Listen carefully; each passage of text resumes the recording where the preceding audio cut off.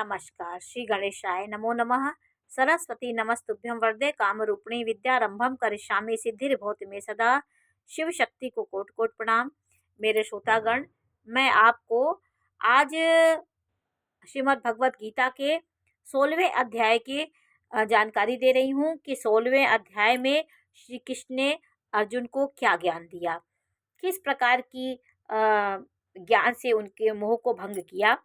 अब श्री कृष्ण जी श्री अर्जुन को दैवी संपदा के बारे में जानकारी दे रहे हैं।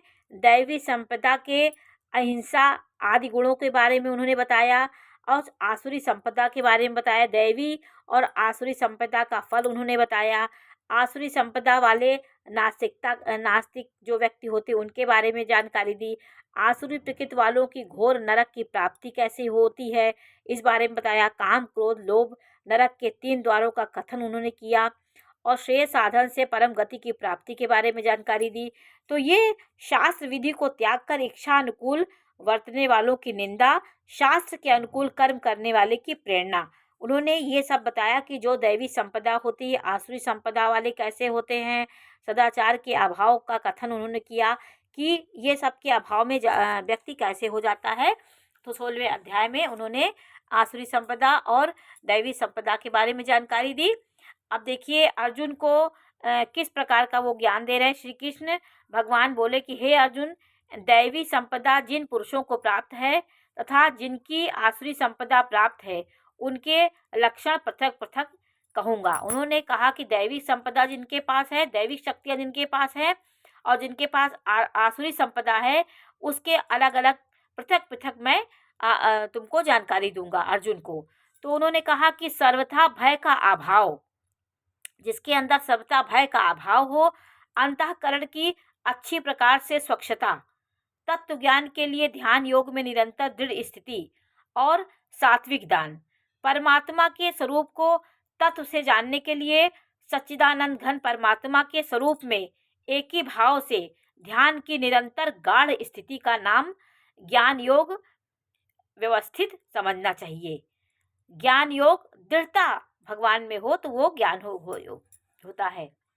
इंद्रियों का कथन, इंद्रियों का दमन, भगवत पूजा और अग्निहोम आदि उत्तम कर्मों का आचरण, वेद शास्त्रों के पठन पाठन पूर्वक भगवत के नाम और गुणों का कीर्तन तथा स्वधर्म पालन के लिए कष्ट सहन करना एवं शरीर और इंद्रियों के सहित अंतःकरण की सरलता, उन्होंने ये सब बताया। मन, वाणी और शरीर से किसी प्रकार की भी किसी को कष्ट न देना, यथार्थ और प्रिय भाषण बोलना, सत्य बोलना और प्रिय भाषण बोलना, अपना अपकार करने वालों पर भी क्रोध न खोना, तथ्यों में कर्तापन के अभिमान का त्याग, अंतःकरण और इंद्रियों के द्वारा जैसा निश्चय किया हो वैसे का वैसा ही प्रिय शब्दों में कहने का नाम सत्य भाषण है। अंतःकरण और इंद्रियों के द्वारा जैसा निश्चय किया हो वैसा ही प्रिय शब्दों में कहने का नाम सत्य भाषण है। अंतःकरण की उपरामता अर्थात चित्त की चंचलता का अभाव, किसी की निंदादि न करना, सब भूत प्राणियों में हेतु रहित दया, इंद्रियों का विषयों के साथ संयोग होने पर भी आस्तिक का न होना, कोमलता, लोक और शास्त्र के विरुद्ध आचरण में लज्जा।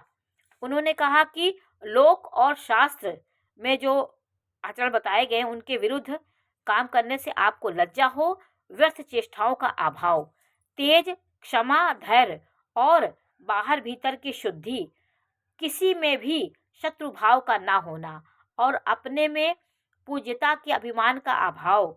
भारत दैवीम संपदा अभिजातस्य भवन्ति, यह सब तो हे अर्जुन दैवी संपदा को प्राप्त हुए पुरुषों के लक्षण हैं। फिर उन्होंने कहा, हे पार्थ, पाखंड, घमंड और अभिमान तथा क्रोध और कठोर वाणी एवं अज्ञान भी आसुरी संपदा को प्राप्त हुए पुरुषों के लक्षण होते हैं, जिनके अंदर पाखंड, घमंड, अभिमान, क्रोध और लालच, कठोर वाणी, अज्ञान, ये सब आसुरी संपदाएं वाले व्यक्ति होते हैं। दैवी संपदा तो मुक्ति के लिए और आसुरी संपदा बांधने के लिए मानी गई है। संसार बंधन में बंधते हैं आसुरी शक्तियों से। हे अर्जुन, शोक मत कर, क्योंकि तू दैवी संपदा को प्राप्त हुआ है। हे अर्जुन, इस लोक में भूतों के स्वभाव हे अर्जुन, इस लोक में भूतों के स्वभाव दो प्रकार के माने गए हैं। एक तो देवों के जैसा और दूसरा असुरों के जैसा। इसमें दोनों का देवों का स्वभाव ही विस्तार पूर्वक कहा गया है, इसलिए आप असुरों के स्वभाव को भी विस्तार पूर्वक मेरे से सुने। उन्होंने आप आसुरी शक्तियों के स्वभाव के बारे में जानकारी दी। आसुरी स्वभाव वाले मनुष्य कर्तव्य कार्य में प्रवृत्त होने को और अकर्तव्य कार्य में निवृत्त होने को भी नहीं जानते, इसलिए उनसे ना तो बाहर भीतर की शुद्धि है, ना श्रेष्ठ आचरण है और न सत्य भाषण ही उनके पास रहता है। वे आसुरी प्रकृति वाले मनुष्य होते हैं। जगत आश्रय रहित और सर्वथा झूठा एवं बिना ईश्वर के अपने आप स्त्री पुरुष के संयोग से उत्पन्न हुआ है, इसलिए केवल भोगों को भोगने के लिए ही इसके सिवाय और क्या है। ये सोचता है कि ये संसार में ये भोगों को भोगना है, उनके अंदर ये होता है। इस मिथ्या ज्ञान को अवलंबन करके नष्ट हो गया है वह स्वभाव जिनका तथा मंद और बुद्धि जिनकी ऐसी है। सबका अपकार करने वाला क्रूर कर्मी मनुष्य केवल जगत का नाश करने के लिए ही उत्पन्न होता है। उन्होंने कहा, दंभ मान और मद से युक्त हुए किसी प्रकार भी ना पूर्ण होने वाली कामनाओं का आसरा लेकर अज्ञान से मिथ्या सिद्धांतों को ग्रहण करके भ्रष्ट आचरणों से युक्त हुए संसार में बरतते हैं, मतलब संसार में घूमता है वो व्यक्ति। मरण पर्यंत रहने वाली अनंत चिंताओं को आश्रय किए हुए और विषय भोगों के भोगने में तत्पर हुए एवं इतना मात्र ही आनंद है ऐसी मानने वाला।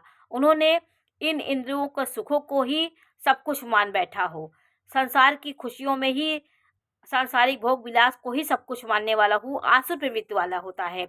आशारूढ़ सैकड़ों फांसियों से बंधे हुए काम क्रोध परायण हुए विषय भोगों की पूर्ति के लिए धन आदि बहुत से पदार्थों को संग्रह करने की चेष्टा करता है।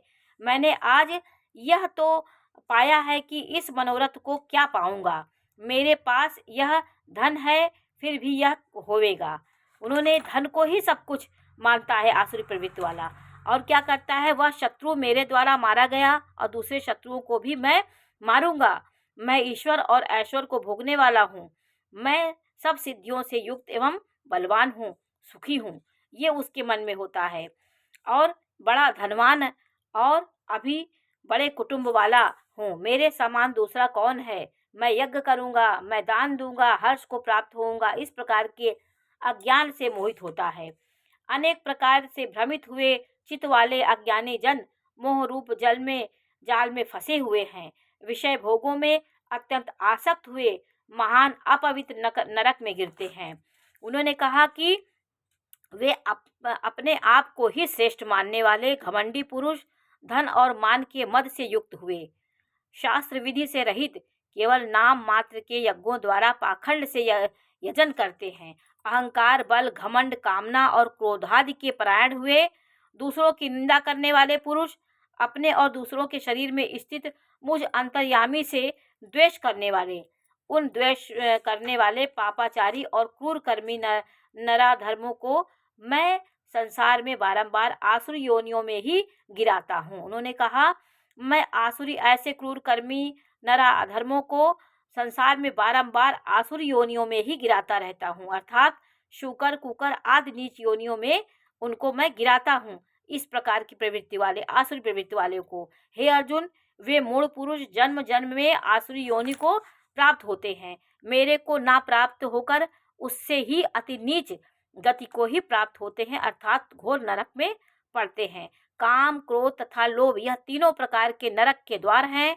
आत्मा नाश करने वाले हैं, अर्थात अधोगति में ले जाने वाले हैं। इससे इन तीनों को त्याग देना चाहिए। काम, क्रोध, मोह, लोभ ये सब नरक के द्वार हैं। हे अर्जुन, इन तीनों नरक के द्वारों से मुक्त हुआ पुरुष अपने कल्याण का आचरण करता है, इससे वह परम गति को जाता है, अर्थात मेरे को प्राप्त होता है। जो पुरुष शास्त्र की विधि को त्याग कर अपनी इच्छा से वर्तता है वह ना तो सिद्धि को प्राप्त होता है और ना परम गति को, ना सुख को प्राप्त होता है। इससे तेरे लिए इस कर्तव्य और अकर्तव्य की व्यवस्था में शास्त्र ही प्रमाण है।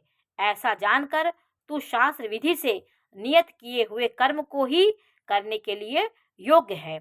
उन्होंने कहा कि शास्त्रों में जो नीति, जो नियम, जो सिद्धांत होते हैं, उनके अनुसार चलने से कर्म को करने के लिए योग्य है तू। शास्त्र विधि से ही नियत से कर्मों को करना चाहिए। तो शास्त्रों में ज्ञान दिए गए हैं, ये हमारी प्रेरणा के लिए, हमारे जीवन को चलाने के लिए शास्त्रों के अनुकूल ही हमें चलना चाहिए।